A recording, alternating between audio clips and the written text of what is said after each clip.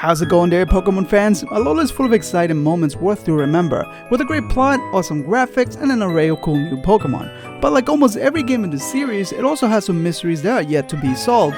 Today we're going to be taking a look at 5 of these mysteries that has left some of us baffled.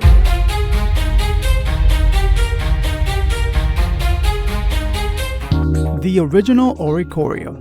This one is not so obvious, but I'm sure that it has raised question among fans. Since Oricorium was introduced in all of its forms, I quickly jump into the conclusion that they were different based on Darwin's natural selection, and it was just a cool reference to evolution. However, now that the games are out, well, this idea doesn't fit so well because of an interesting detail. Oricorium is able to change form at will as long as you provide it with any of the nectars found in Alola. These nectars seems to be infused with some sort of aura, and I guess most of us want to say from each of the island's guardians, but the typings do not really match except the colors of the nectars to the guardians. But the question that arises is, what does an Oricorium that has never been exposed to any of these nectars look like? Is there such a thing as an original Oricorium? Po Town's defenses. This town is Team Skull's headquarters. It is implied in the games that it was abandoned, but there are no reasons why explained so far. What we do know is that the Shady Mansion belonged to an unknown rich individual and is also known as the Shady Chateau, which is a reference to another abandoned mansion that we know of, the Old Chateau. Taking a closer look, it seems that it was a really nice town full of beautiful houses and their own Pokemon Center. But what strikes everyone are the huge walls that protect this town. One can't help but ask the question, why are the walls so big? What are they protecting themselves from? Titans? Giant Jigglypuffs? There is not enough evidence to form a hypothesis, but something tells me it's from Tapu Bulu, and you will see why. Tapu Village and the thrifty Megamart. It is implied in the games that there used to be a village in this area, but it was in fact destroyed by Tapu Bulu, and all that remains are some ruins. The map description states the following. The remains of a village said to have been destroyed by the island's Tapu when the people roused its anger. End quote. This is further emphasized by the Thrifty Megamart's description, which states, the original site of the first Thrifty Megamart store, it is said to have been destroyed by the island's Tapu. It is believed that the people from this village built the Megamart on sacred grounds, which angered Tapu Bulu so much that he went on a rampage and destroyed the village.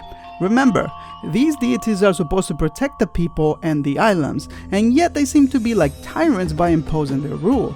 I can't help but ask, did Tapu Bulu kill the people from the village as well? The Megamart is full of the Gengar line, and as some of you know, Gengar just received a new Pokédex entry that states that it was once a human.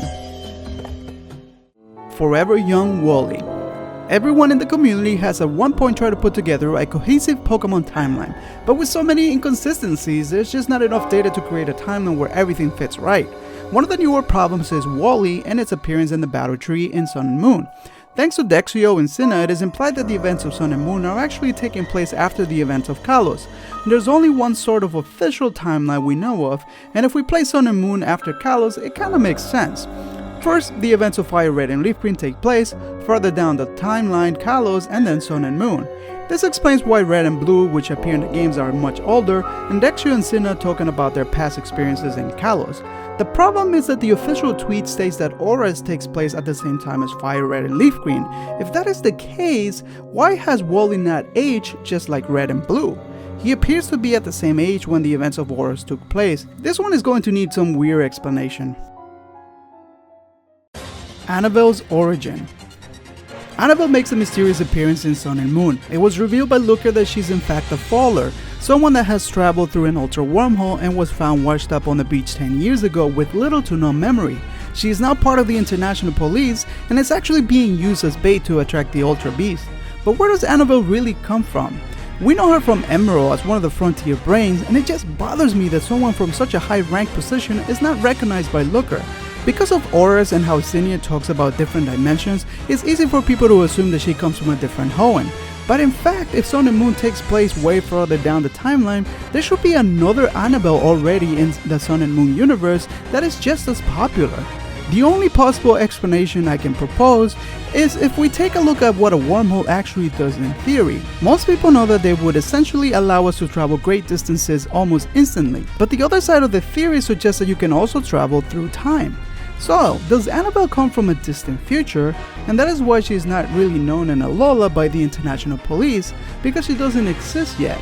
Well, let's see how Game Freak tackles this one. There you have it, Pokemon fans. Those are some of the mysteries I was most interested about.